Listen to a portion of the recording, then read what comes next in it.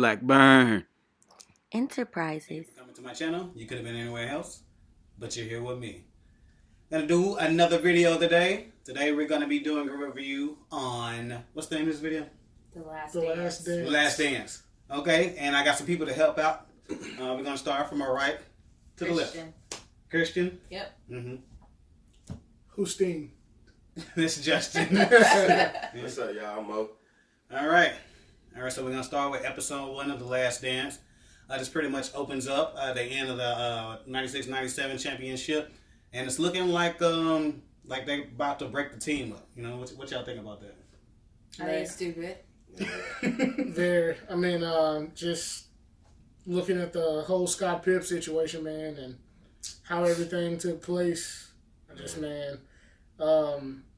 How would you feel about like somebody like of this day and age, and that being like me and you, we teammates, and we grinding, you my dog, and we leaving it all on the court, and man, management, you the man, and management ain't getting my situation straight. You know what I mean? Here's the thing. Back then, I feel like, you know, the owners and the general managers and all that, they had a lot more power. And in today's time, I think the players, they have more power because they actually use that power.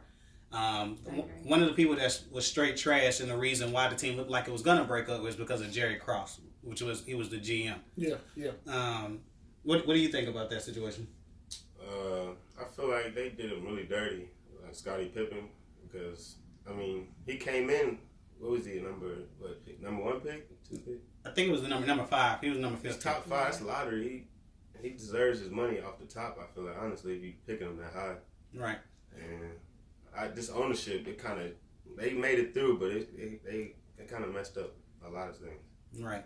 Another thing about this, the way they recorded this, or they edited it rather, it's kind of confusing because... Man, if you notice, man, like the timeline was jumping all over. Right, because it opens up, like I said, it's the end of the 96-97 season, but then it jumps to the beginning of Michael Jordan's season in North Carolina. So it kind of jumps everywhere, which I don't particularly like that, but I mean, you know, I don't know. You do what you do. So what y'all think about his college career in North Carolina?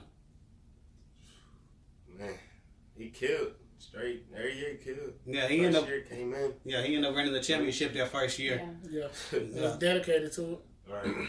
I think it just shows what kind of player he is, what type of mentality he really does have. Coming in, you know, good, but then just in between that first and second year, and how he just wanted to be better and to be better and to be better than the person that's ahead of him.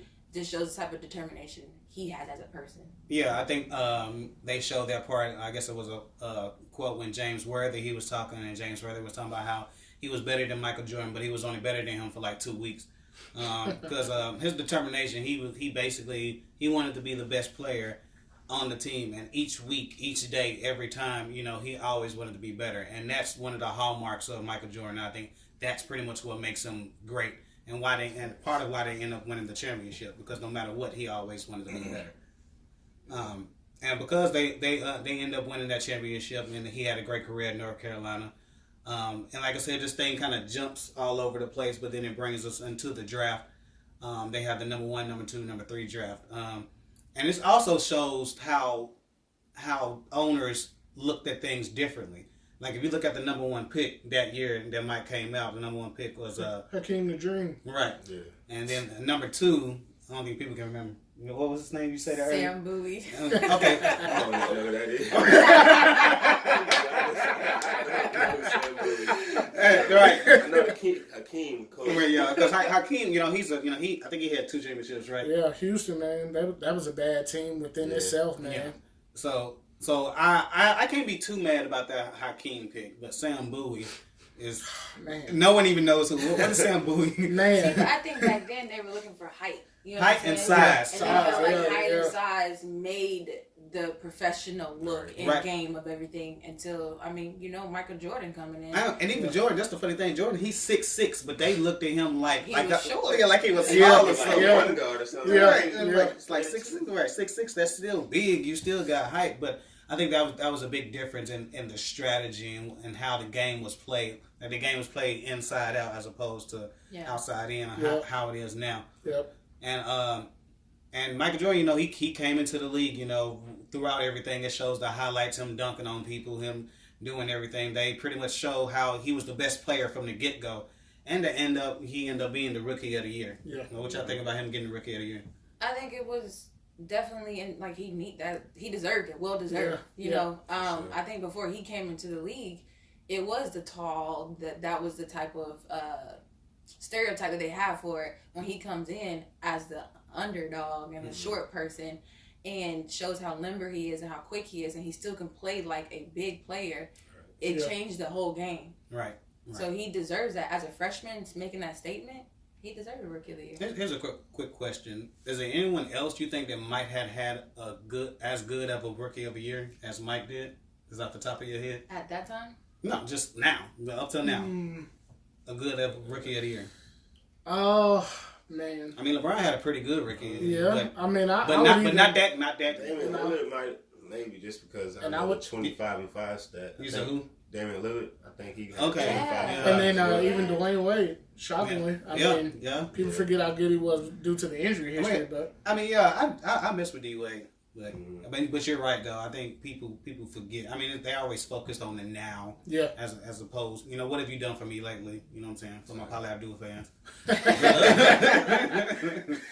But yeah, I think a lot of times they focus on what happens now. But yeah, Michael Jordan definitely did the thing, and I think in that first episode, I liked the episode overall. The only problem, like I said, is like he said earlier, the way it jumps around. Yeah. The timelines, it was a little crazy. What's your feelings on the first episode?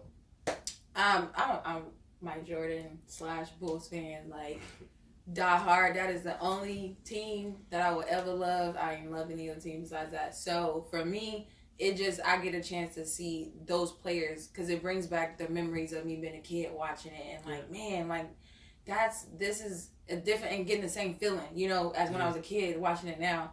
But then getting to see how everybody's background was and not knowing that about them then, you know. So it makes me excited to watch the documentary. Okay. What about you? I think like one of the biggest takeaways from watching this, especially episode 1, was them saying that Michael Jordan had instant impact. I think they said like maybe 5-10 games in, he was just like a dominating force and like just pretty much just enforcing his presence on players. And, you know, you see like rookies or more so my time, Mo's time. Like, you know, we came up seeing like LeBron James. I came up seeing Kobe Bryant, Dwayne Wade. And, I mean, man, they had an impact, you know. But when you look at like, man, Jordan, I mean, for the way that the game was being played then and the size and his size and how he was able to impact the game, I mean, it was just phenomenal, man. Right. What about you, man? First episode, it got off weird to me, like you said, how they just going back and forth.